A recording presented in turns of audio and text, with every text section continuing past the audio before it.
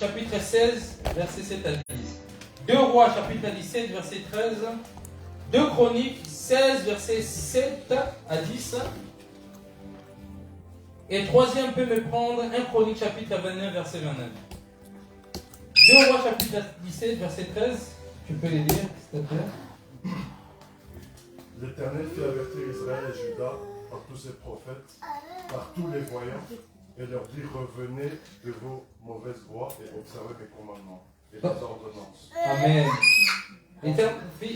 Continue. En suivant entièrement la loi que j'ai prescrite à vos pères et que je vous ai envoyée par mes serviteurs les prophètes. Amen. Donc l'Éternel fait avertir Israël en Juda par tout d'abord ses prophètes. Ça c'est le passage qu'on a lu la semaine passée, si vous vous souvenez. Hein? Tous ces prophètes, tu vois là, comme je vous ai dit la fois passée, on parle de prophètes et par tous les voyants. Donc la Bible fait bien la part des choses entre le prophète, les nabis, ceux qui écoutent Dieu, et les voyants. Les voyants, c'est aussi les prophètes, mais qui voient tout simplement ceux qui ont l'art de voir.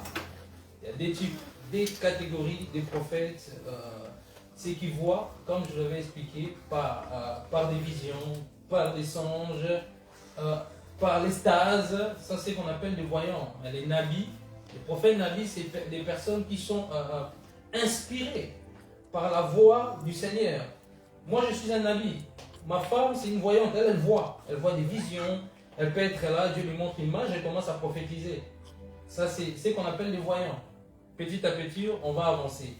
Et les nabis c'est plutôt du style, lui ne voit pas des visions pendant qu'il prophétise, mais lui il sent comme une voix qui monte au-dedans. Qui monte au-dedans de lui, ou bien il écoute la voix du Seigneur. C'est ce qu'il disait, les prophètes dans l'ancienne alliance, il disait ainsi, il est éternel, parce que ça venait automatiquement au-dedans dans leur esprit, parce que Dieu, quand il communique un message, c'est au niveau de l'esprit. Quand on reçoit la parole du Seigneur, l'ainsi dit l'Éternel, c'est toujours au niveau de l'esprit, à moins que tu aies développé une intimité extraordinaire pour attendre la voix audiblement. Mais peu de prophètes comme ça qui attendent la voix de Dieu audiblement, c'est vraiment rare. Je ne sais pas s'il y en a encore, mais c'est vraiment, vraiment rare. La plupart des prophètes qui prophétisent, en fait, souvent c'est soit par des visions, soit par des songes, soit par une image, soit par Dieu le prend hors du corps, Dieu le communique. La fois passée, je vous ai dit, c'était un dimanche, pour ceux qui n'étaient pas là, j'étais en train de dormir, j'étais entre l'éveil et j'étais entre le sommeil, et comme si j'étais réveillé. Et, je ne sais plus si j'étais là ou pas, je ne sais pas l'expliquer. Mais j'attends la voix des Serges. C'est mon fils dans la foi, mais j'attends sa voix qui me communique souvent. Il est de soutien dans mon ministère. Il m'a communiqué, c'est que Dieu, une histoire qui était passée, tout ça, il devait me rendre compte. J'ai attendu la voix. Dieu a parlé, a pris sa voix pour me communiquer. Et il me disait, il y a ça, c'est réglé, tout ça. J'étais dans mon lit, j'attendais ça audiblement, comme si je vous attends. Comme si je vous attends. En fait, le prophète a plusieurs manières. Dans le ministère prophétique, il y a plusieurs manières que Dieu parle. Dieu parle par des songes, Dieu parle par des visions, Dieu parle par des panneaux, Dieu parle par des personnes. Dieu peut même utiliser un mandat pour te parler. En fait, dans le prophétique, c'est que dans tout ce qui est prophétique, qu'est-ce que je vais dire? Dieu n'a pas de limites, il n'y a pas de frontières. Dieu peut citer même les oiseaux pour te parler. C'est pour cela dans le pourquoi je vais même là? Les gens que Saint-Esprit sont en train de conduire autrement. Dans le mouvement prophétique, il n'y a pas de barrière. La manière que Dieu parle, il n'y a pas de limitation en fait. Parce que Dieu a plusieurs manières, plusieurs façons de parler. Dieu peut te parler par l'extase, comme Jean. Je vous ai parlé, Jean, la fois passée, quand j'ai parlé du mystère prophétique, je vous ai parlé de conseil de Dieu. Tout prophète, obligatoirement, doit être dans le conseil de Dieu, selon le passage de Jérémie qu'on avait lu. Jérémie, on avait lu un passage de... Qui se souvient encore de ces passages? Je pense que c'est Jérémie 23.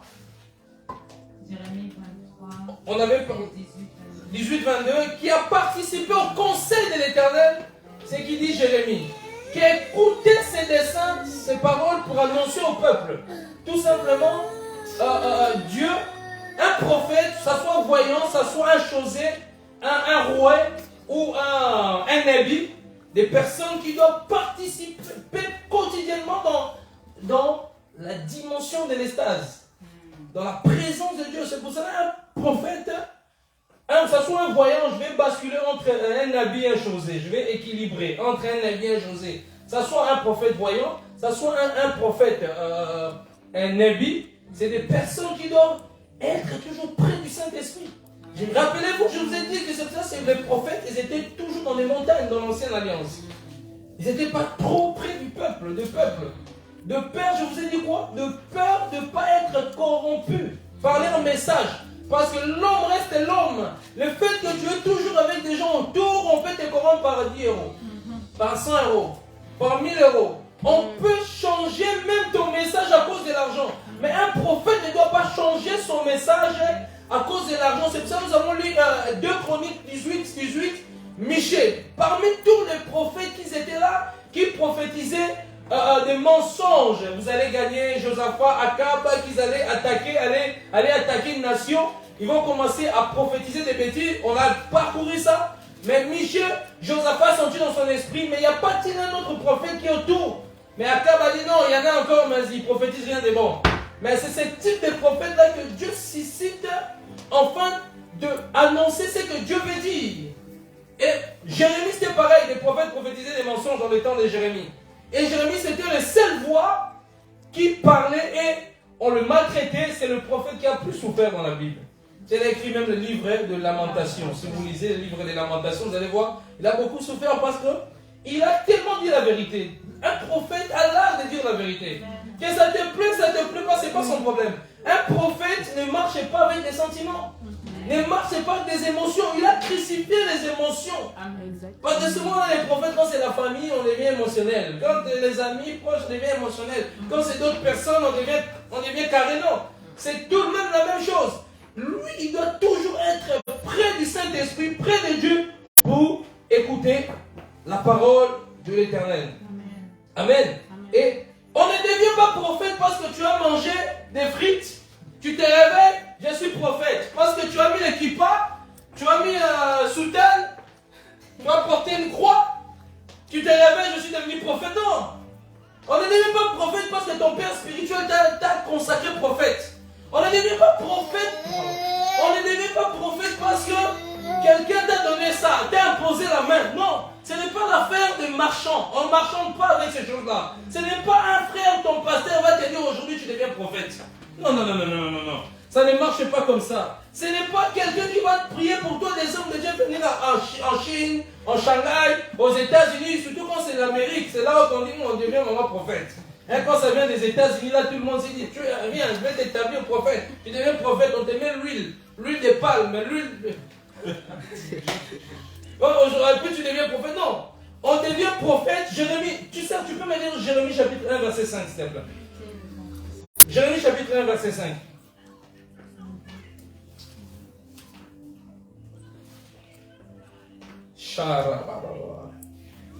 Je vais vraiment essayer d'avancer vite. Chapitre 1, verset 5.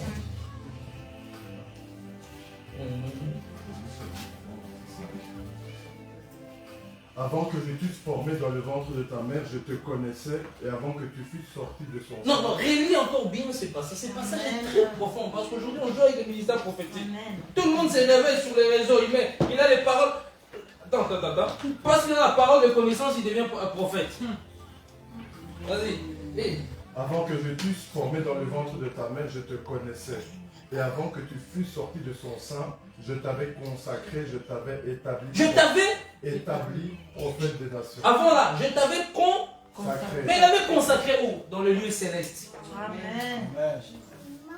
Il avait consacré dans le lieu céleste. Ce n'est pas sur la terre. Avant que tu fuis dans le ventre de ta maman. Dieu rappelle d'abord une chose, il dit, Jérémie, je te connaissais déjà. Donc il te connaissait où? Ton esprit était dans le royaume des cieux. C'est pas sur la terre, il te connaissait d'où? Tu es dans le ventre de ta maman, il te connaissait où? Sur la terre? Non, il te connaissait déjà parce qu'il a créé ton esprit dans le royaume des cieux. Amen. Je vous ai dit la fois passée, Dieu ne s'amuse pas à créer des esprits. Dieu a créé toutes choses. Dans Genèse 1, on va continuer à lire. Quand Dieu a dit, Dieu créa le un point. Et puis on vous explique la terre, bon, je ne vais pas rentrer là-dedans. La terre était en forme vide, il y avait un surface de l'île, l'Esprit de Dieu se mouvait au-dessus de l'eau, et Dieu dit que la lumière soit, la lumière fut. Le point là, Dieu avait déjà créé l'invisible. Dieu créa le ciel, monde spirituel, les esprits, les anges, tout. Tout, Dieu a déjà créé. Ton esprit était déjà quelque part. Dieu les a mis, c'est pour ça que le 7e jour, la Bible dit, il s'est reposé. Ça veut dire qu'il ne peut plus créer. Quand on dit s'est reposé, en réalité, il ne peut plus créer, mais il a donné le pouvoir encore pour créer. Amen. Donc Dieu t'a déjà créé. Consacré déjà au ciel. Il sait qu'un moment sur la terre, Dieu sait, ne vous inquiétez pas, Dieu connaît tout, il voit tout. Il sait qui va venir sur la terre. Il sait quel esprit qui va envoyer sur la terre. Il le sait. Hein? Vas-y, continue. Dans Jérémie, Ouais, Jérémie, je t'avais. c'était au verset 5, je continue au verset 6. Ouais. Je répondis, ah Seigneur l'Éternel, voici, je ne sais point parler car je suis un enfant. Même lui-même, quand Dieu t'appelle prophète, c'est un poids. Jérémie, même lui-même, il a eu peur. Il a dit, Seigneur, je ne sais pas parler. Je suis qu'un enfant. Hein? Il y a des gens, Dieu les appelle, ils sont déjà, ils courent déjà, ils sont pressés de devenir prophètes. Jérémie tremblait. Il dit, quoi? Je vais parler devant tous ces rois-là qui sont devant moi. Tous ces rois-là qui sont en train de dévier le peuple. Ils sont méchants. Jérémie voyait comment on opprimait les veuves en Israël. Jérémie voyait comment on détruisait.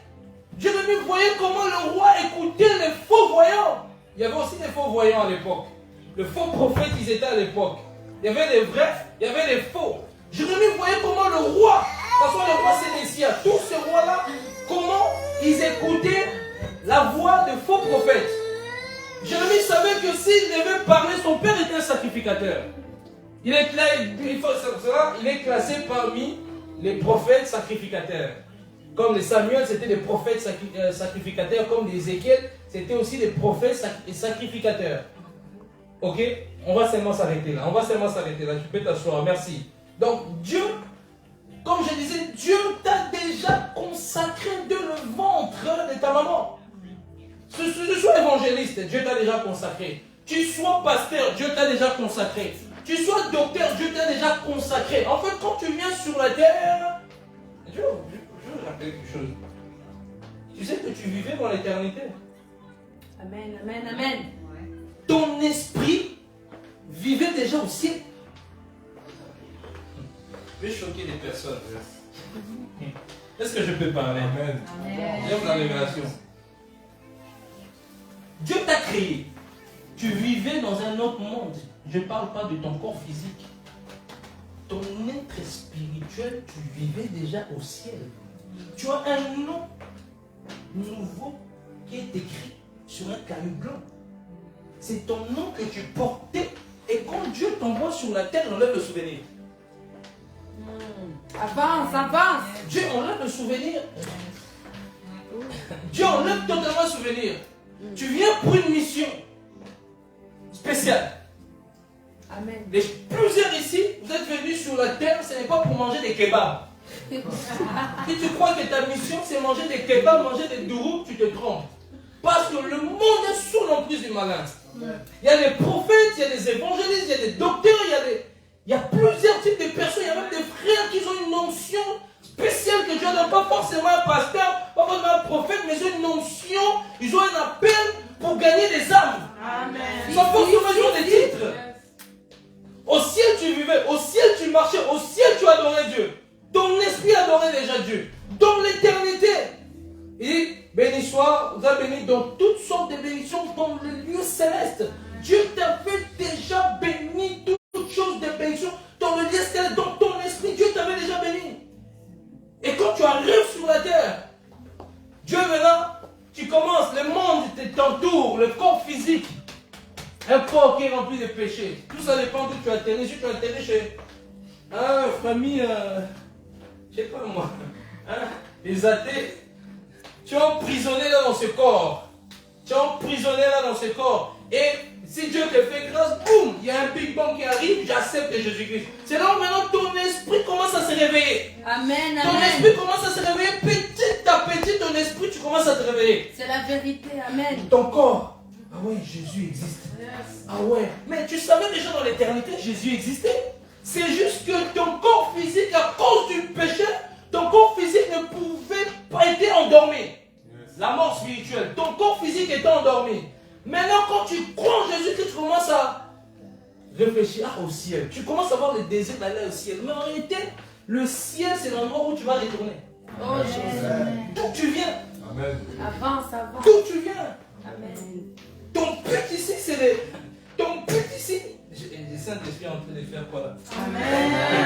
Avance, avance. Mon message est en train de changer. Avance. Mon Avance. message est en train de changer. Et le but ici, c'est de gagner des âmes. Amen. De changer l'humanité par la puissance du Saint-Esprit. Vous allez remarquer quand tu prends Jésus-Christ, tu commences à marcher selon ses préceptes. Qu'est-ce qui se passe? Mais Dieu commence à te oindre d'une onction spéciale. Tu commences à avoir de plus en plus d'amour de Jésus-Christ. Mais au ciel, tu avais déjà l'amour de Jésus-Christ. Mais en réalité, Dieu est en train de te rappeler ce que tu faisais dans l'éternité. Amen. C'est pour cela sur la terre, tu m'adores. C'est que tu faisais déjà dans l'éternité. Parce que dans l'éternité, il y a un seul langage. Il n'y a pas de prédicateurs, il n'y a pas de prophètes, il n'y a pas des évangélistes. Mais il y a des adorateurs. C'est pour ça que Jésus dit à ses peuples, les vrais adorateurs adorent Dieu en esprit et en vérité. Mais quand on parle dans l'esprit et en vérité, en réalité, ton esprit était déjà dans le droit de suivre, adorer déjà dans le domaine spirituel. Donc, est-ce que quelqu'un m'attend ici? Est-ce que quelqu'un comprend ce que Dieu est en train de nous faire du bien? Et sur la terre, Dieu va rappeler, la dame n'a pas compris. La dame ne comprenait pas. Il dit, mais qu'est-ce qu'il est en train de me raconter? Parce que la dame était morte spirituellement. La femme était morte spirituellement. Elle ne pouvait pas comprendre les paroles de Jésus-Christ.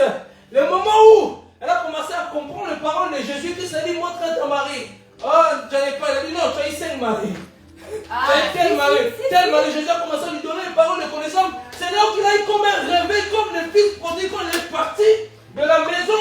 Il y a eu un réveil dans son esprit. Il a dit, chez mon père c'était bien. Il est rentré à la maison. De même, maintenant, cette dame, qu'est-ce qui s'est passé? Il y a eu un big bang dans son esprit. Il a dit, mais c'est un prophète cet homme-là. Mais c'est un messie, je ne sais pas. Elle est partie crier là-bas.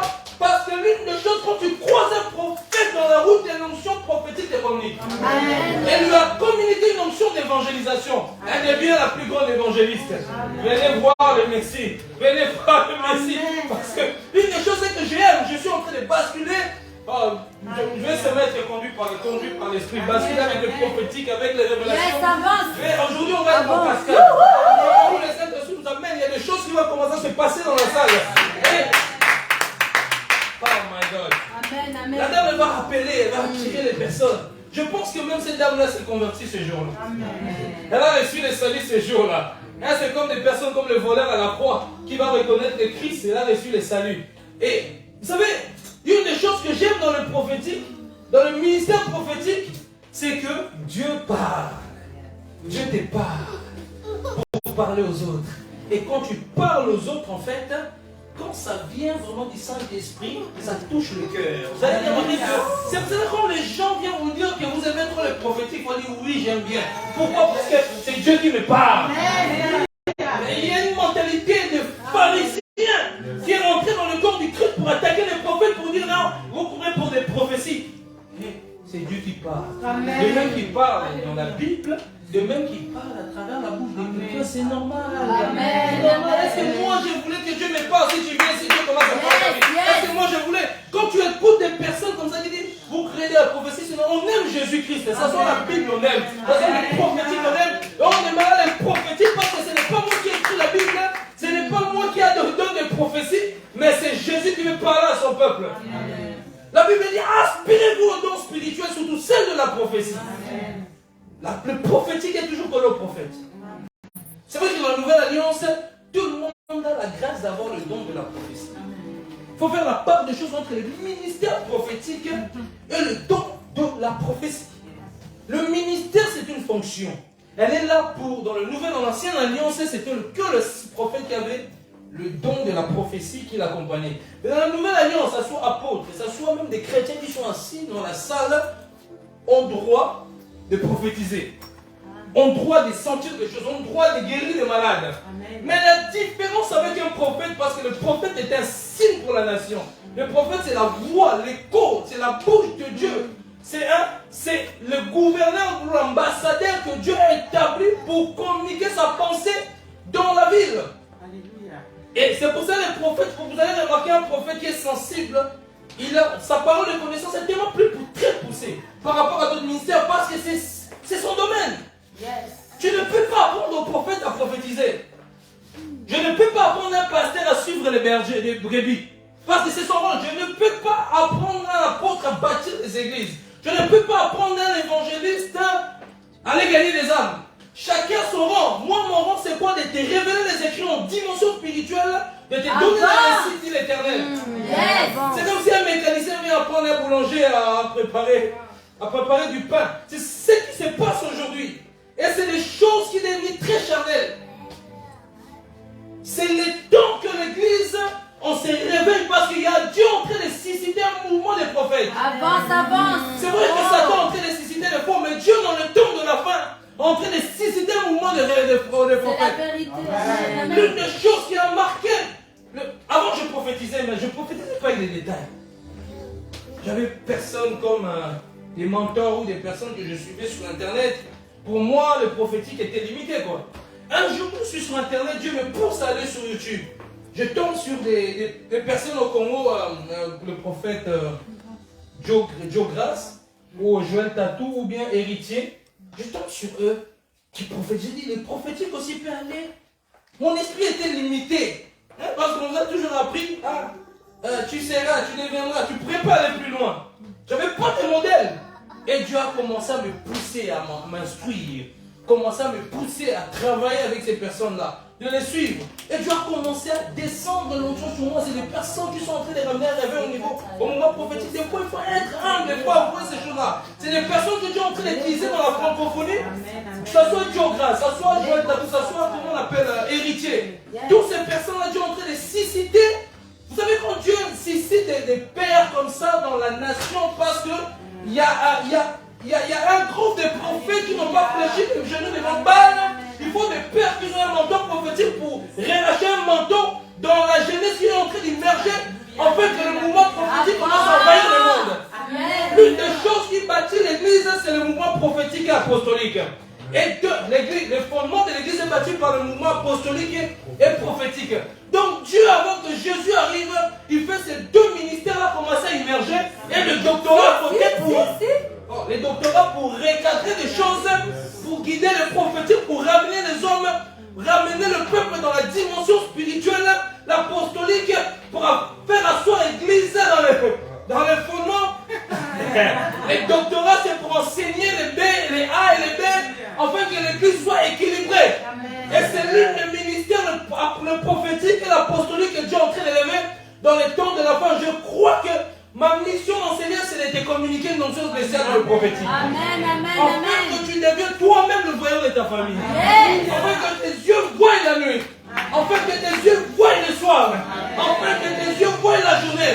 Je crois que quelqu'un ici, Dieu est en train d'ouvrir les yeux. Afin que tu opères dans des dimensions incroyables. Je pensais que quelqu'un était là.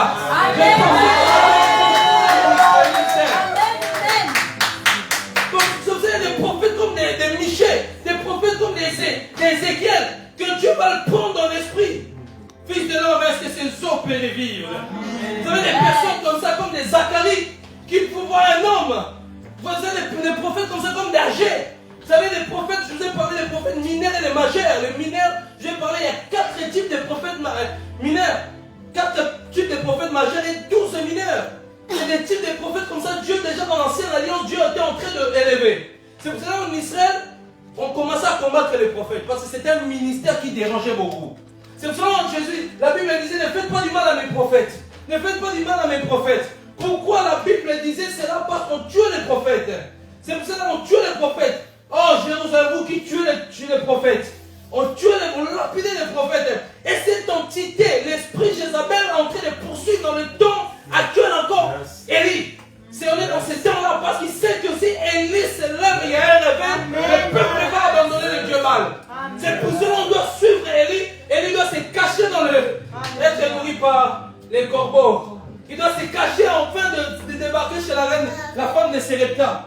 C'est pour ça que Jézabel cherche Élie jusqu'à présent. Jézabel est un esprit qui est en train de vouloir couper la tête d'un prophète. Mais je sais une chose. Amen. Le mouvement prophétique, on ne peut pas l'arrêter. Yes, Parce yes. que Dieu même dit, je suis le Dieu des esprits. Dieu lui-même aime le mouvement prophétique. D'ailleurs, même tu ne peux pas arrêter le ministère prophétique. Tu sais pourquoi? Parce que l'église même est prophétique. Yes. Tu ne peux pas, parce que quand on dit l'église même est prophétique, Dieu a pris une part de l'onction prophétique chez les prophètes à déposer dans l'église. Yes. Vous allez remarquer que le prophète, l'une des qualités qu'il a, c'est d'ouvrir les yeux des personnes.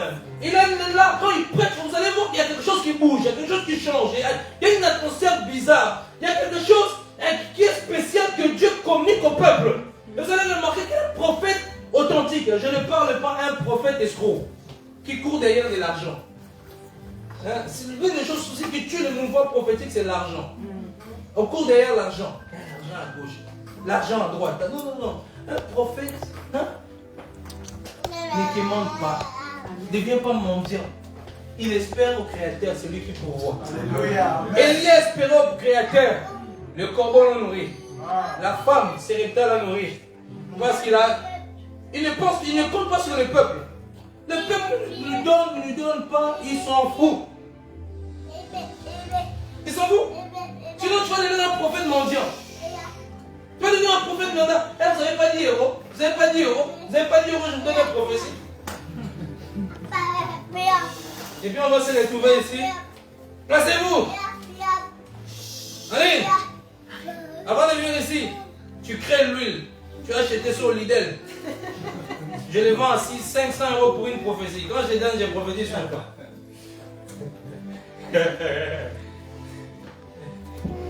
Où je vois le ministère prophétique?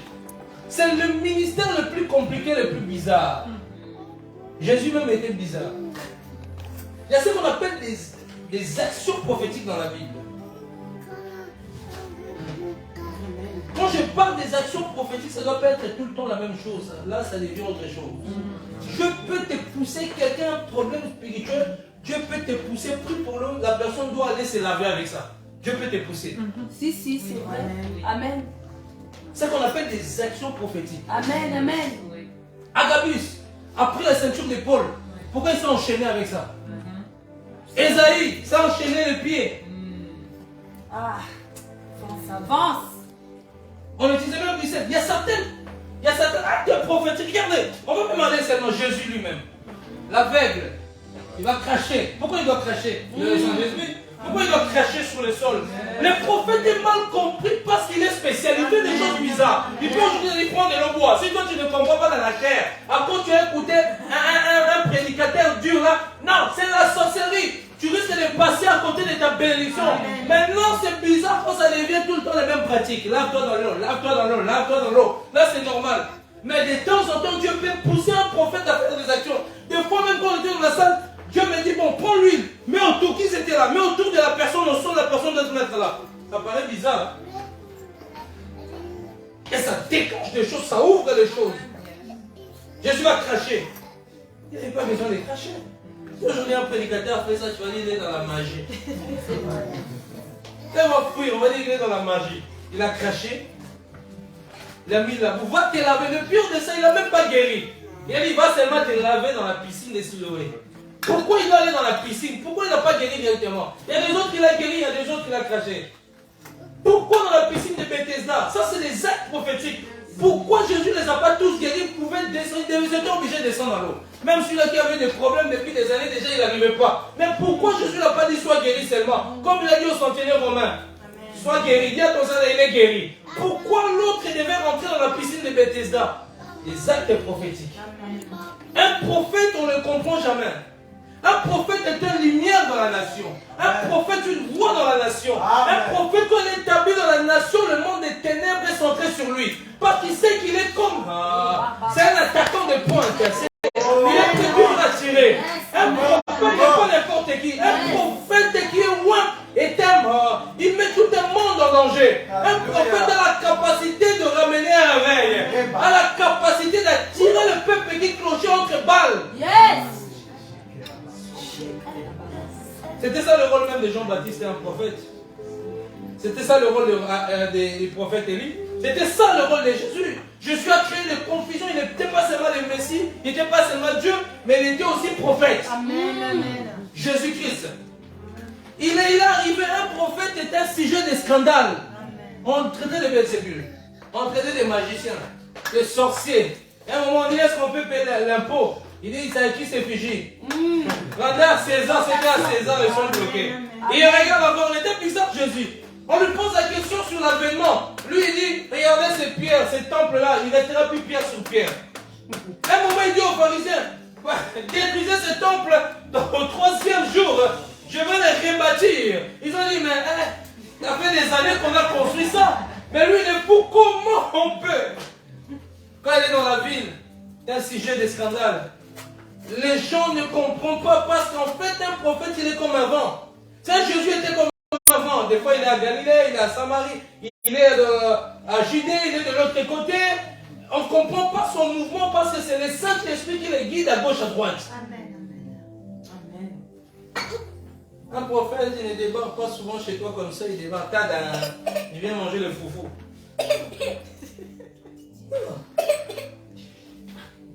Il est toujours en retrait. Il est toujours en retrait. Moi, je me suis rendu compte que Dieu m'a séparé avec beaucoup de personnes. Je ne comprenais pas ça. C'était émotionnel. Trop des amis. Dieu a commencé à séparer. Même petit à petit, parce qu'ils ne me comprenaient pas. Il y en a qui ne me comprenaient pas parce que j'opérais d'une manière spéciale. Ils commencent à s'écarter même. Des fois, la personne ne t'appelle plus. Le seul ami que j'ai, c'est le prophète David Moulom. Tous là, ils ont fui. Je me sens même bien. Je suis à côté, ma petite famille prière. Amen. Travail, prière. Amen. Travail, ça me permet d'être connecté dans le royaume des cieux. On a aussi trop des amis, on bouge aussi trop. Alléluia. On est là à gauche, à droite. À gauche, on va à gauche. À droite, on va à droite. Dieu t'attend au milieu, toi tu es toujours à gauche, à droite. Amen. Et prophètes, ils ont l'art d'écouter, de voir, de démontrer la puissance. D'écouter, de voir, de démontrer la puissance. Quand ils sont quelque part, ils ont la capacité de sentir l'atmosphère. Ils travaillent souvent avec une atmosphère. L'atmosphère d'un prophète est très sensible. Hein, je vous parle d'un prophète qui est loin. Je ne vous parle pas des prophètes aussi qui sont distraits. Quand il est là dans la nation, il doit prier. C'est un sentinelle. Premier rôle d'un prophète doit être un sentinelle. Amen. Mettez ça. Amen. Sentinelle. Ézéchiel, tu peux me prendre Ézéchiel 3,17, s'il te plaît. Ézéchiel 3, verset 17. Ézéchiel chapitre 3, verset 17. Fils de l'homme, je t'établis comme sentinelle sur la maison d'Israël. Tu écouteras la parole qui sortira de ma bouche et tu les avertiras de ma part. Quand je dirai au méchant, tu mourras, si tu ne l'avertis pas, si tu ne parles pas pour détourner le méchant de sa mauvaise voie et pour lui sauver la vie, ce méchant mourra dans son iniquité et je te redemanderai son sang. Amen. Quelqu'un, tu peux prendre 2 Rois chapitre 9, 17. Ézéchiel chapitre 3, verset 17. Et 2 Rois chapitre 9, 17. Et Ézéchiel 33, verset 6. Tu peux me dire, Ézéchiel 33, tu es au roi bien aux Ézéchiel? Tu as dit 2 Rois 9 9, verset 17. La sentinelle placée sur la tour de Jezreel vit venir la troupe de Jéhu et dit, je vois une troupe. Joram dit, prends un cavalier et envoie-le au-devant d'eux pour demander si c'est la paix. Amen. On peut s'arrêter là. On peut lire Ézéchiel 33, 6. Tu peux le lire encore comme ça, on avance vite. Merci. Ézéchiel chapitre 33, verset 6. 2 Rois 9, 17. Ézéchiel 3, 17. Ézéchiel 33, 6. 33, 6. Ézéchiel 33, 6. Si la sentinelle voit venir l'épée et ne sonne pas de la trompette, Si la sentinelle voit venir l'épée venir l'épée, et ne sonne pas de la trompette, si le peuple n'est pas averti et que l'épée vienne enlever à quelqu'un la vie, celui-ci périra à cause de son iniquité, mais je redemanderai son sang à la sentinelle. Amen. Amen. C'est fort, hein, c'est pas ça, c'est la Bible. Ok. On va venir là. Tu peux t'asseoir, Serge. Je disais qu'un prophète, premièrement, doit être un sentinelle, numéro 1 de la nation. Sentinelle numéro 1 de la nation. La définition du mot sentinelle veut dire est un soldat qui fait les guettes pour la garde d'un camp ou d'une place. Le mot sentinelle, en hébreu, veut dire tchafa. Ou tchafa veut dire regarder. Le mot sentinelle en hébreu veut dire tchafa. Tchafa veut dire regarder, observer, veiller. Les sentinelles est traduit par veiller, voir. Il voit, il regarde, et c'est un gardien aussi. Un sentinelle aussi, c'est un gardien. Il porte les regards. Un sentinelle est un prophète. Le mot tchafa a été trouvé plus de 35, dans 35 versets de la Bible. Je vais donner deux, vous allez lire à la maison Genèse 31, 49, ou 1 Samuel 14, 16. On parle du veilleur, on parle des veillés. Il y a aussi un autre définition du mot hébreu sentinelle veut dire shamar. Shamar veut dire gardien. Shamar veut dire gardien. Donc un sentinelle est un shamar. Tout simplement, un prophète est un shamar, est un gardien. Il veille. C'est la personne qui voit. Il a la capacité de voir, il a la capacité d'observer. Il doit faire attention. Il doit protéger un prophète. Il doit sauver la vie. Pourquoi il doit sauver la vie? C'est en avertissant qui sauve la vie d'une personne. Un shamar. Le mot shamar a été trouvé plus de 439 versets dans la Bible. Vous vous rendez compte, le terme shamar a été trouvé plus de 439 versets dans la Bible. Genèse chapitre 2 verset 15, Genèse 3 24. Donc, je parlais qu'un prophète doit premièrement être un sentinelle. Un sentinelle, quand je parle d'un sentinelle, ce n'est pas celui-là qui se tient à la tour, parce qu'autrefois en Israël, il y avait des murailles.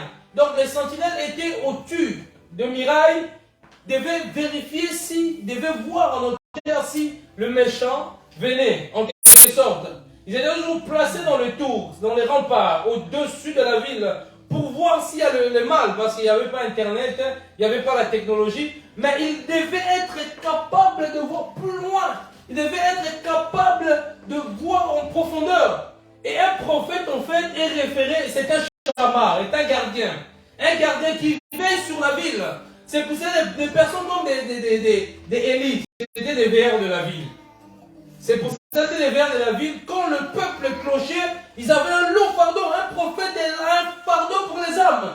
La première mission, c'était de prier. La première mission d'un prophète, c'est la prière. Sa prière, c'est quoi? C'est pas Seigneur, bénis-moi. Seigneur, rends-moi riche. Seigneur, rends-moi comme ça. Non. La mission d'un prophète, c'est d'intercéder pour la nation. C'est l'intercesseur numéro 1 de la nation. Un prophète qui n'est pas l'intercesseur, c'est un prophète qui ne verra rien. Parce que pour voir, pour être dans l'autel, il faut avoir la dimension de la prière. C'est que dans la dimension de la prière, on peut voir ce qui se passe dans la ville. On peut voir ce qui se passe au-dessus de la tour. On peut voir ce qui se passe dans la nation. Si la nation est perdue parce que les sentinelles, les prophètes sont morts. Aujourd'hui, je parle plutôt en Europe, les prophètes sont morts. Pour l'instant. Et tu es en train de réveiller maintenant les prophètes qui vont commencer à avoir des choses qui vont arriver en Europe. Je suis en train de parler au niveau de l'Europe. Je ne suis pas en Afrique ou en Amérique latine, mais je parle parce que je vis en Europe. Dieu m'a établi en Europe. On était tous morts. Le Covid est arrivé, on n'a pas vu. Parce qu'on était tous distraits en tant que prophètes. On était focalisés à des paroles de connaissance que de voir. D'ailleurs, la première mission d'un prophète, ce n'est pas la parole de la connaissance. Amen. Il a le cœur pour la nation. Amen. Il avertit ce qu'il arrive dans la nation. Il interpelle ce qu'il arrive dans la nation.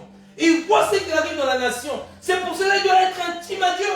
Il ne doit pas se détacher avec le Saint-Esprit. Il doit coller le Saint-Esprit, être près du Saint-Esprit. Un prophète qui n'est pas près du Saint-Esprit, il finira par mourir. Un prophète, je vais dire une chose. Un prophète qui n'est pas près du Saint-Esprit, Dieu préfère même utiliser un païen qui est à fond qu'un prophète qui est distrait. Amen, amen. est distrait. Dieu peut susciter même un païen pour accomplir ses desseins. Le roi Sirius, on a vu dans la Bible, pour accomplir ses desseins. Dieu a utilisé Nebuchadnezzar pour déporter les enfants d'Israël, ne vous inquiétez pas. C'était un païen, un occultiste. Mais plus tard, je crois qu'il s'est converti. Quand il a reconnu le Dieu suprême, quand il est parti manger, quand il a été jeté dans la forêt. Il a reconnu le Dieu puissant. Amen. Dieu a utilisé les païens dans la Bible. Dieu préfère même utiliser un païen qu'un prophète ou un chrétien qui est distrait. Parce que dans la distraction, tu ne sais pas voir. Dans la distraction, tu ne sais pas voir. Si tu ne sais pas voir, la nation est en danger. La nation est infiltrée par des Amalécites. La nation est infiltrée par des entités qui opèrent dans le monde des astres, dans le monde spirituel. Vous savez, dans les constellations, il y a tout un monde, je vous ai déjà expliqué. Que ce soit sur la lune, que ce soit dans les étoiles, que ce soit dans le grand ours. Tous ces jours, il y a des entités qui opèrent, qui travaillent. Mais un prophète qui ne voit pas, c'est un prophète. C'est un danger pour le pays. Ça veut dire que le pays, quand il n'y a pas de gardiens, quand il n'y a pas de chamards, le pays est en danger. C'est pour cela qu'il y a des nations où le pays est tellement en danger qu'il y a des lois qui se votent en cascade. Les hommes avec les hommes, les femmes avec les femmes, les animaux avec les hommes. Bientôt vous allez voir, ils vont même voter ça. On est dans la liberté. Il faut découvrir son corps. Il faut se connaître soi-même. Il faut se masturber. Parce que les prophètes en Europe sont endormis. Mais je prie et je déclare que Dieu est en train de susciter un mouvement de réveil en Europe. Émergence des prophètes. Même si tu as un ministère pastoral, Dieu est en train de susciter une grâce prophétique en toi. Même si tu es un évangéliste, Dieu va mettre une grâce prophétique en toi. Enfin que quand un prophète est distrait, Dieu va t'utiliser, toi qui es pasteur, pour voir des choses. Ce n'est plus l'heure de dormir. Ce n'est plus l'heure de dormir. Nous sommes à la veille de... Nous sommes à la veille de l'arrivée de Jésus-Christ. Et nous sommes aussi à la veille d'un grand réveil qui est en train de se préparer. Il y a plusieurs types de réveils qui vont commencer à se préparer. D'abord, Dieu va susciter petit à petit réveiller les mouvements prophétiques. Parce que c'est le mouvement, c'est la dimension qui est... Vous allez remarquer que dans le saint ministère, l'apostolique et le prophétique sont très très sensibles aux choses spirituelles. Et d'ailleurs même, les réveils, avant que ça arrive, il y a un conseil qui se passe au ciel.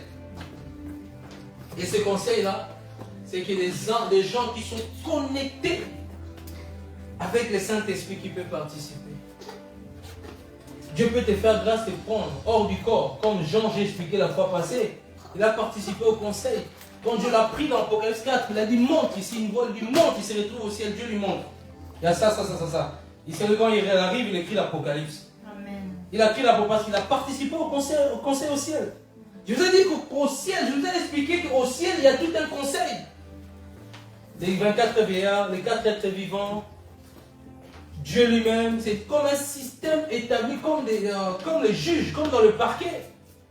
Dieu, il prend la première décision, mais il écoute les vieillards parce que c'est des sagesses. Ils établissent, ils ont une dimension de la sagesse infinie. Il y a les 4 êtres vivants qui sont autour. Il y a plusieurs types d'anges, même la Bible ne mentionne pas, qui sont autour. Comme ça, l'autre ciel, il y a des milliards d'anges, même que la Bible ne mentionne pas, qui sont autour de Dieu. Et il y a tout un conseil qui se passe, des décisions qui doivent se prendre sur la terre pour le réveil. Il y a un conseil qui se passe. Et ce conseil qui a été déjà fait depuis la nuit des temps. C'est juste que les prophètes, ils ont la sensibilité, quand ils sont très intimes avec Dieu, d'aller même dans le passé, comme Ézéchiel qui va dire, ah, j'ai vu Lucifer. Amen. Tu as été précipité, tu étais dans le ciel. Mais elle a été dans le passé parce qu'il n'était pas né quand Lucifer a fait toutes ces bêtises au ciel là-bas. Le prophète voit, il attend, il écoute. Il est obligé d'avertir ceux qui l'écoutent. Pour avertir au peuple. Pour avertir au peuple. Si on a des prophètes qui n'avertissent pas au peuple, il y a des gens qui meurent. Il y a des gens qui meurent sans avoir été avertis. Dieu, dans ces temps de la fin, est en train de relever le ministère prophétique. Puissamment. Puissamment. Des vrais prophètes, quand ils voient, ils voient. C'est pas quand ils voient, ils tapent à côté. Quand ils voient, ils voient. Quand il dit, il y a ça qui arrive, ça arrive. Je parle souvent au niveau de l'Europe. Je parle, je précise bien au niveau de l'Europe. Dieu est en train de susciter ces personnes, des voyants, des personnes qui vont voir des choses, qui vont monter en esprit, en extase, être enlevés au ciel. C'est pas toi qui sors du corps, mais c'est Dieu qui te prend. C'est les sorciers qui sortent du corps. Mais toi, Dieu te prend en esprit. Quand on parle des chrétiens, il y a une différence. Il y a une différence. Les sorciers sortent de l'âme, eux-mêmes. Mais toi, tu ne sors pas toi-même, tu ne pourras pas. Mais c'est l'Esprit Saint qui te prend hors du corps. Donc, ça veut dire que les chrétiens, on parle de sortir en esprit. Puis ravi en esprit. Pour aller voir des choses dans le ciel. Transporter. L'esprit transporté en esprit. Il s'est retrouvé là. Il a vu ça. C'est les choses que Dieu va commencer à déverser. L'une des choses que Dieu va commencer à déverser. Dieu doit restaurer le ministère prophétique afin de communiquer cette onction dans le peuple, afin que le peuple commence à voir, à vivre des expériences. Le ministère prophétique, c'est un ministère des expériences spirituelles.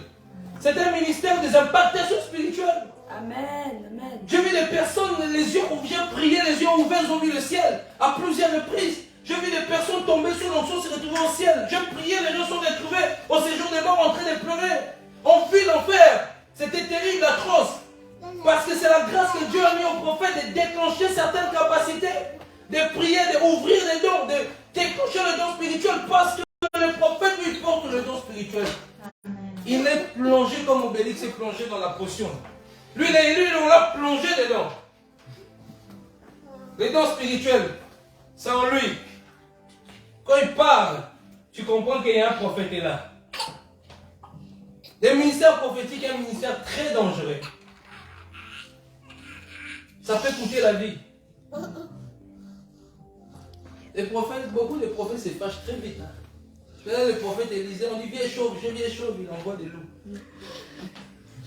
Viens, des ours. Viens chauve, merci, viens chauve. Fâché. Des personnes comme Élisée, des gens qui étaient colériques. Hein? Homme de Dieu, si je suis à l'effet de sang, 50 sont morts. Homme de Dieu, 50 sont morts. Il ne rigolait pas. Amen. Il ne rigolait pas. On ne joue pas avec le ministère prophétique. Parce que s'il s'énerve, il déclare quelque chose, ça arrive. Amen. Je ne veux pas avec ce ministère-là. Moi, je sais de quoi je parle. Je peux dire, je me maîtrise, je peux dire des choses, ça arrive directement. Je me maîtrise. C'est pour ça qu'il faut toujours bénir. Un prophète doit toujours bénir. Doit toujours bénir. Moi, je fais un effort, même si quelqu'un veut m'énerver, je bloque, je prie à l'intérieur. Parce que si ça sort là, ça arrive. Je connais ma bouche. Amen, amen. J'ai peur de sortir par la colère. Parce que c'est la bouche de Dieu. En fait, le prophète, il est la bouche de Dieu. Amen. Dieu emprunte sa bouche pour parler directement au peuple. Il a une histoire. Il est toujours traité des sorciers. Il est toujours incompris. Beaucoup. Quand il fait ça, il est sorcier. Quand il ne fait pas ça, il est sorcier. Il est sorcier partout. Quand il prêche, il est en train de dévier le peuple. Parce qu'il opère dans une dimension des écrits au-delà. Lui, en fait, ce qu'il révèle, c'est les choses d'en haut, en fait. Amen. Un docteur, lui, va te faire asseoir. Vous savez, âgé, veut dire ça. Il va t'expliquer petit à petit le contexte, l'histoire, les époques, les années, tel livre, c'est qui l'auteur. Mais le prophète va te parler du monde invisible. Il va te sortir des révélations, toi-même tu dis, toi-même tu les sorciers, c'est quand il a pris ça. Dans le ministère, dans le cadre ministériel, il sort un peu du lot par rapport aux autres ministères. Il fait des trucs bizarres. Il était bizarre, il sort de nulle part. Et il va arrêter la pluie. D'ailleurs, même il arrête la pluie, lui-même il a créé la famille où il avait faim, il devait aller manger. Il ne s'est pas rendu compte. Tu as des personnes comme Moïse fâché, il va taper sur le rocher. Dieu l'a fait de taper, il colère à le peuple. Dieu l'a dit, tu ne rentreras pas dans la terre des Canaan. À cause juste de la colère. C'est un prophète doit se maîtriser. D'être calme. D'être calme. Un prophète qui n'est pas calme, il va faire des dégâts. C'est vrai, c'est vrai. Des dégâts. Tu n'es pas calme. Quelqu'un t'embête dans la salle. Tu dis, bon, toi là, j'ai ta voix. Tu détruis les vies. Dieu te demandera des comptes. Amen. Amen. Parce que un prophète est là pour sortir du bien. Bénir le peuple. Parce qu'il a le pouvoir de changer des choses. De dire des choses, ça s'accomplit. Il a la capacité de voir même ce qui se passe ici à l'Union européenne.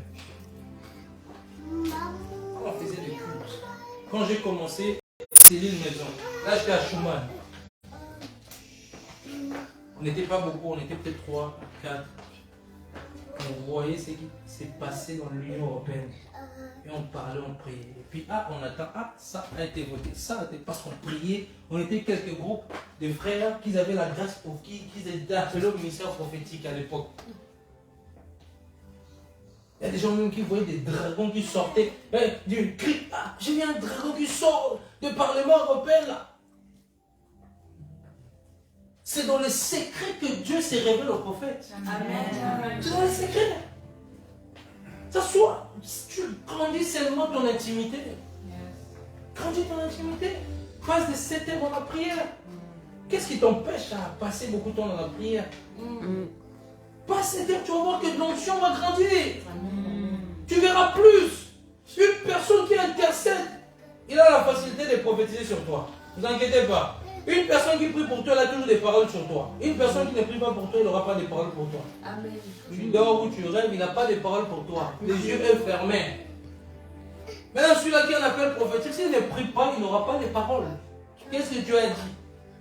Prophète distrait. Trop de prophètes sur Facebook. Trop de Dieu m'a dit aussi. Dieu n'a pas dit, Dieu m'a dit. Dieu t'a dit quoi? Amen. Amen. Dieu t'a dit quoi?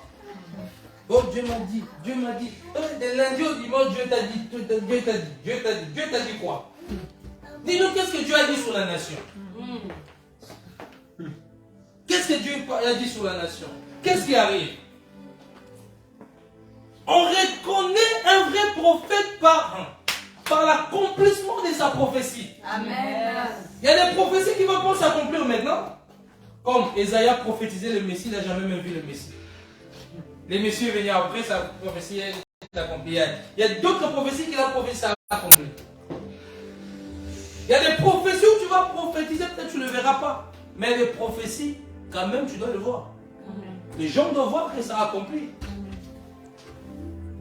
Je peux dire juste un témoignage. Parce que le Seigneur me dit vraiment de sortir ces témoignages. Il y a 7 semaines, j'étais en train de prier. Je suis en train de prier, intercéder pour la nation, pour la Belgique, pour tout ça. Le Seigneur m'a dit, il y a une loi qui est en train de se voter actuellement sur la liberté sexuelle des enfants, la liberté des enfants philosophiques, etc. Je me suis dit, j'ai commencé à intercéder, j'ai fini l'intercession. Le Seigneur m'a dit, prends ton téléphone, commence à chercher sur Internet les lois, la chambre rouge qui est la chambre décisionnaire. Et j'ai commencé à regarder et j'ai vu textuellement, il y a une loi qui a été écrite. Et bientôt, les enfants auront le droit de choisir même leur propre sexe. C'est qu'aujourd'hui, tu peux mettre un enfant, garçon, il veut devenir fille, la loi le permet. Et toi, parent, tu ne peux pas t'opposer. Effectivement. Effectivement, c'est pour ça qu'il faut être dans la prière. Dans la prière, c'est comme ça que tu reçois beaucoup de choses. Je te parle des nations. Si tu pries que pour un Seigneur. Moi aussi, un peu, ça rejoint un peu les nations aussi. Mais j'avais supprimé le. Mais j'avais reçu en vision, avant que ce qui est en train de se passer en Syrie ainsi que partout dans le monde, j'avais reçu en vision le chiffre 4. Et aussi, j'avais vu en vision un serpent, un grand serpent, portant les 4 lignes du drapeau de la Syrie avant que la chose se passe. Et j'avais pas compris le message. Après, le Saint-Esprit m'a demandé de prier parce que c'était une catastrophe. J'ai vu un serpent sortir de la terre et c'était un désastre. C'est après, au mois en février, que ça s'est passé. En fait. Amen. Amen. Donc je rejoins aussi, parce que c'est des choses qui sont en train de se passer. Peut-être qu'on ne voit pas, mais c'est très spirituel. Amen, effectivement. Je parlais à quelqu'un, je disais, d'ailleurs, un jour, je vais enseigner sur ça. Vous voyez, quand on parle des tsunamis, quand on parle des tremblements des terres d'esprit, qui est en dessous de la terre, Voilà. qui est en train de bouger des choses. C'est qui les excite, c'est les occultistes, afin de gagner du sang. Parce que Satan, à l'heure actuelle, Satan est en train de demander beaucoup de sang parce qu'il sait que Jésus arrive. Il y a un réveil qui se prépare. Il y a beaucoup qui doivent rater le ciel. Donc qu'est-ce qui se passe? Il va précipiter qu'il y a beaucoup de morts. C'est pour cela que quand l'église est dans des distractions, des débats, c'est là que les occultistes sont en train d'opérer. L'église actuelle est dans une phase où il y a trop de distractions. Trop de distractions. Qui a appris les grandes églises? Qui a pris des membres? Ah, il a volé les membres ici. Il a volé. Est-ce que les membres appartiennent à quelqu'un? Moi, si quelqu'un ici va aller chez quelqu'un là-bas, c'est quoi? C'est quelqu'un sent qu'il doit aller de l'autre côté là. Moi, je ne vais pas courir derrière toi. Je sais ce que Dieu a mis en moi. Amen, amen. Les membres, c'est à Jésus.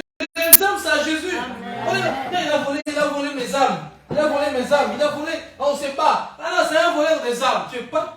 C'est pas à toi, c'est à Jésus. Toi-même, tu deviens voleur quand tu dis ça. Il a volé mes âmes. C'est pas tes âmes à toi, c'est à Jésus. Déjà, même le fait de traiter l'autre à voler tes âmes, tu deviens voleur. Amen, amen. Jésus aussi va dire tu voles mes âmes. Si, si. Il y a un esprit qui travaille au niveau de la terre, qui bouge la terre. Parce que je vous ai toujours enseigné que quand le pape va dans un pays, il fait un bisou sur la terre. Il rentre en connexion avec des esprits. Jésus est Seigneur sous la terre, sous la mer. Jésus est Seigneur dans les cieux, sur la terre. Dimension. Il y a des entités là. C'est pour cela, il dit, toute plante foule ton pied. Pourquoi il dit Possession. pourquoi possession de quoi? Pourquoi on parle du pied? Ton pied foule où? Par terre. La terre. Pourquoi Dieu, s'il savait qu'il n'y avait pas des esprits, il ne dira pas prendre possession, il va prendre possession de quoi? Des dominations. Les chrétiens foulent, mais ils ne comprennent même pas, j'ai foule le pied, tu foules quoi? Ils ne comprennent pas des dimensions spirituelles. On est trop devenus charnels. À cause des messages que des fois on nous enseigne dans la chair. Avance. Nous faisons des messages terre à terre. On est devenus charnels. On n'échappe plus des choses d'en haut. Au Christ est assis à la droite de Dieu du Père. L'évangile spirituel n'est pas charnel. Ouais, Zaché les cours. Zaché est monté sur un sycomore. Zaché. Ton esprit doit se réveiller. Connaître des réalités. Des choses d'en haut. Yes. Des choses du ciel. Les astres. Faut... Mais bien aimé, tu veux avoir des révélations, commence même à étudier les ciels. C'est Dieu qui a créé les étoiles. C'est Dieu qui a créé les astres. C'est Dieu qui a créé les constellations. Commence à étudier, tu vas voir. Tu vas te révéler des choses. Surtout ce jour-là, vous avez des visions. Tu pries, tu jeûnes, tu commences à étudier. C'est dans l'étude que Dieu se révèle. Amen. Par rapport à la base d'une connaissance. Si tu n'as pas la connaissance de ce qui se passe dans les astres, c'est quoi les astres? C'est quoi les étoiles? Tu seras ignorant toute ta vie. Yes. Tu ne sais même pas la semaine de lundi au dimanche, c'est quelle entité qui opère. Et tant que prophète, on peut changer notre journée. C'est vrai. Changer. Depuis que tu existes, jeudi, samedi, dimanche, as-tu commandé au soleil? Alléluia. Job, depuis que tu existes. Pourquoi Dieu l'a dit? C'est quel verset ça? C'est dans le livre de Job, je ne sais plus c'est dans C'est quel livre Job de Job. 38. pardon. As-tu commandé au soleil?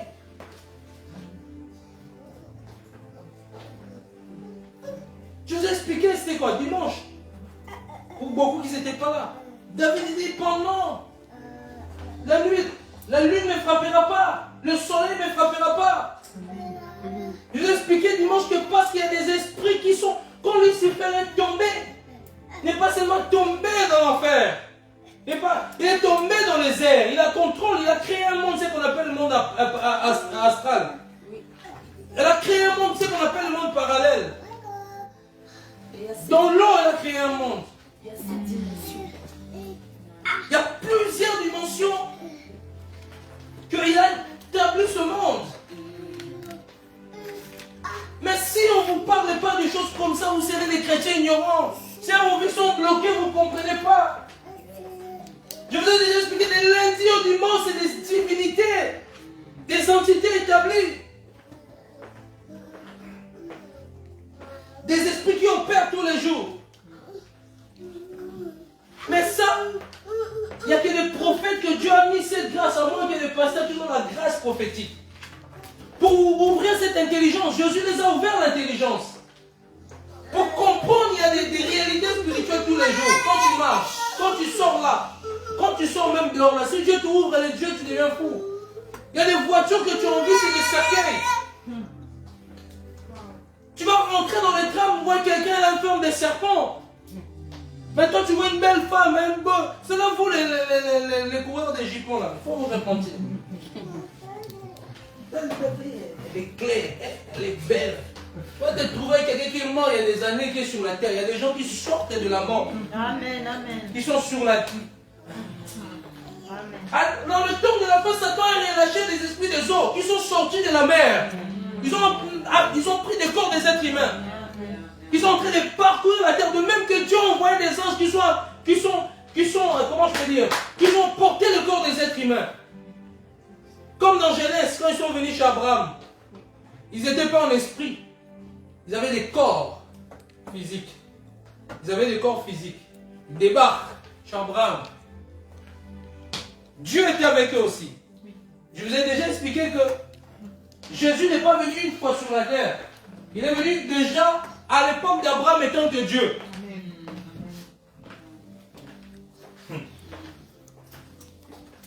C'est la deuxième qu'il est apparu maintenant pour mourir à la croix en tant que fils. Ça doit relâcher un mouvement des entités. Le temps de la fin. C'est pour ça que vous allez remarquer que surtout au niveau de la robe, il y a un esprit de séduction qui est en train de grandir. Regardez juste l'habillement des femmes. Les ventres jusque là. Maintenant, on voit maintenant des jeans, on commence à trouver. Ça va monter jusqu'aux fesses. Il y a certains chrétiens aussi dans les églises, ils recopient la mode. Il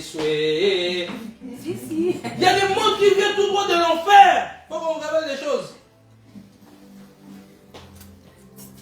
Sois béni. Il y a des modes qui viennent de l'enfer. Toi, tu ne sais pas d'où ça vient. Tu veux prêcher? Toi, tu ne sais pas. Tu peux le prendre, Serge, de la savon. Toi, tu ne sais pas d'où ça vient. Tu cours la mode. La mode, vous les suivez, suivez. Vous suivez tout. Si vous suivez au moins la Bible comme ça, ça sera mieux. Vous suivez plus la mode que la Bible. Suis la Bible, lis ta Bible. Vous allez voir des modes. Les gens vont commencer à être. Moi, je l'ai déjà annoncé. J'ai déjà annoncé la famille qui va frapper l'Europe il y a 1 an et demi. Et on commence à voir petit à petit. Je l'ai annoncé ça il y a 1 an et demi. Ça, c'est rien, la famille. Je le répète encore. Je l'ai répété plusieurs fois. La famille qui est en train de frapper l'Europe, il y a 1 an et demi, je l'ai dit. Je l'ai prophétisé. Vous allez voir. Ils vont commencer à autoriser même des rapports sexuels dehors dans des parcs. Oh Jésus. Mais c'est qui est en train de se préparer dans le monde des ténèbres pendant que l'église est discrète. Vous pensez quoi? Vous pensez tout le loi là, vous voyez que le loi là, ce qu'elle a dit c'est fini, il y a d'autres lois qui sont en train d'être révélées. Il faut des personnes comme Élisée, il faut des personnes comme Élisée qui peuvent voir dans l'armée ce qui s'est passé quand les Assyriens voulaient attaquer les enfants d'Israël. Et Élisée pouvait voir. Il faut des personnes comme ça. Et je déclare dans l'armée céleste, Dieu va susciter une race de personnes comme Amen. ça. Qui vont voir en esprit clair. Ce ne sera pas que moi qui va prophétiser sur la nation, ce sera vous tous qui allez commencer à prophétiser. Parce que l'onction qui est sur moi va tomber sur vous. Vous allez commencer à dire des choses justes. Et les gouvernements, là je suis en train de prophétiser, les gouvernements viendront ici écouter la parole. Qu'est-ce que Dieu a dit? Et nous allons décrire, si vous faites ça, il y a ça pour le pays. La Belgique sera restaurée. D'ailleurs même, la guerre qui est entre les Wallons et les francophones, c'est ça. Hein? Les Flamands et les Wallons, c'est ça? C'est une guerre spirituelle. Mais si la Belgique se retourne face à son créateur, Dieu va ramener la paix. Dieu va réconcilier. Dieu appelle la Belgique à la repentance. Je respecte le roi, mais depuis le roi, la tête, jusqu'en bas, la repentance générale. Parce qu'il y a des choses qui vont frapper la nation. Dieu il y a des choses qui vont commencer à frapper la nation. Les enfants de Dieu seront épargnés. Vous allez commencer à avoir des morts en cascade en Europe. Le terrorisme va encore prendre de l'ampleur. Il y aura beaucoup de morts de plus en plus, du sang, des viols. De plus en plus vont commencer à émerger d'ici là. 2023 ici, il y a des choses qui vont déjà commencer à se passer. Ce que vous voyez là, les tremblements de terre, c'est rien. Maintenant, il y a un mouvement qui est ce qu'on appelle le tsunami. Le vent qui va commencer à envahir certains pays de l'Europe. Après ça, écoutez bien ça. Allez, bientôt vous allez attendre un pays de l'Europe être envahi par un vent. Les toits de la maison vont commencer à partir. Parce que c'est le temps que la nation commence à chercher la face de Dieu. Les habitants de Ninive, ils étaient incrédules, ils ne croyaient pas en Dieu, tuaient les prophètes. Jonas a failli fuir. Mais Jonas est parti ramener un réveil. Dieu veut restaurer la nation, la Belgique. Malgré les alliances qui ont été signées depuis la nuit des temps. Depuis que la naissance de la Belgique, il y a eu des pactes dans le monde intérieur, il y a eu des alliances. Afin que la Belgique spirituellement soit fort et puissant. C'est pour cela, c'est la capitale de l'Europe. Mais Dieu a un plan. C'est pour cela que Dieu est en train de susciter des personnes de plusieurs pays venir habiter ici. Planter des hôtels. Les hôtels, c'est comme des églises. Amen. Dans la nation. Parce que quand les hôtels sont placés dans la nation, elles viennent petit à petit en train de détruire les faux hôtels qui étaient plantés depuis la nuit des temps. C'est pour cela que le réveil vient avec le temps. À cause de planter les églises. À cause de planter, je ne parle pas de fausses églises, de vraies églises. C'est les hôtels qui parlent dans la nation. Ces hôtels qui, c'est comme une voix dans la nation, dans le monde invisible. Parce que quand on se réunit comme ça, il y a comme un mouvement de l'esprit qui se passe. Satan est dérangé. Nous allons encore déranger Satan. Dans nos réunions, nous allons déranger Satan. Nous allons briser des choses. Est-ce que tu peux t'élever? Il y a des choses qui vont être brisées. Il y a des choses qui vont être détruites. Regarde ton voisin et dis-lui le monde des ténèbres est mort. Le monde des ténèbres est mort. Ils sont en stress. Ils paniquent. Ils sont en train de paniquer là pendant qu'on parle. Parce qu'il y a des prophètes voyants, il y a des prophétesses qui vont sortir dans ces lieux. Il y a des docteurs qui ont la grâce prophétique. Il y a des évangélistes qui ont la grâce prophétique vont commencer à sortir dans ces lieux. Et vous allez voir, moi je vous ai dit ici, là, bientôt on va plus cette salle. Amen. On aura une grande salle, on va envoyer une foule de jeunesse. Pendant que j'étais dans mes retraites, il y a quelques mois, Dieu m'a montré une foule de jeunesse qui vont commencer à venir en cascade. On a commencé il n'y a même pas 2 mois. Il y aura la gloire de Dieu va commencer à tomber dans ces lieux, plus que même ce qu'on a vu jusqu'à présent. Des gens vont commencer à tomber, se retrouver au ciel pendant 3 jours et voir des choses en esprit. Il y avait une femme, son nom est compliqué, j'ai tout du mal à prononcer. Le livre que tu as donné à ma femme, comment elle s'appelle encore? Elle tombait, c'est compliqué, regardez déjà le nom.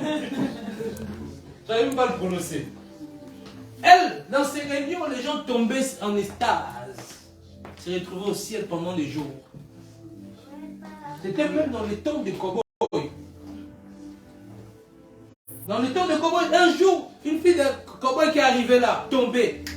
Son papa est parti chercher ses amis cow-boy. Quand ils arrivent pour venir la tuer, ils sont tombés, tous sont retrouvés tous au ciel. Et quand ils sont revenus, ils ont changé leur, ils se sont repentis. Amen. C'est elle, la mère spirituelle de aimer son père, une femme que Dieu a utilisée dans des signes et des prodiges. Et cette onction a coulé sur Catherine Kuhlman. Et ça a coulé sur les bénis, toutes ces générations-là. À l'époque, quand elle opérait comme ça puissamment, il y avait 2 personnes. Il y avait 2 personnes qui opéraient. Il y avait un homme qui on appelait Alexandre Druy.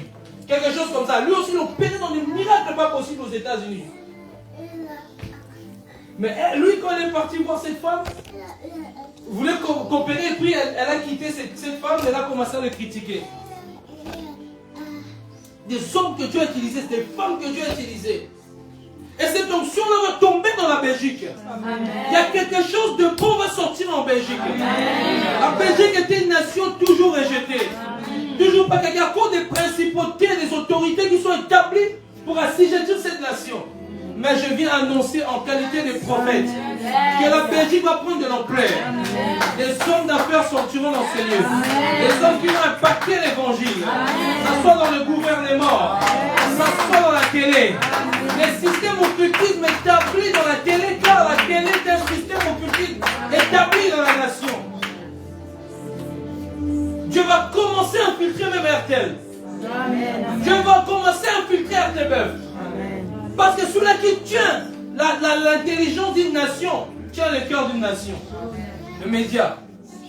Dieu va commencer à s'infiltrer même là. Afin de donner forme à la nation. Changer la nation. Changer le raisonnement. Changer la mentalité. Dieu va commencer à faire des choses incroyables dans cette nation. La Belgique, Dieu aime la Belgique. Dieu aime cette nation. Dieu aime cette nation. On priera pour cette nation. On va prier pour cette nation. Parce que Dieu a un plan merveilleux dans cette nation. Malgré les mal, malgré les sangs, malgré les vols, tout. Mais Dieu aime cette nation. Parce que Jésus est mort pour la Belgique. Jésus est mort pour la Belgique. Et vous ne tenez pas dans les temps à venir, on parlera des hommes puissants qui sont de la Belgique.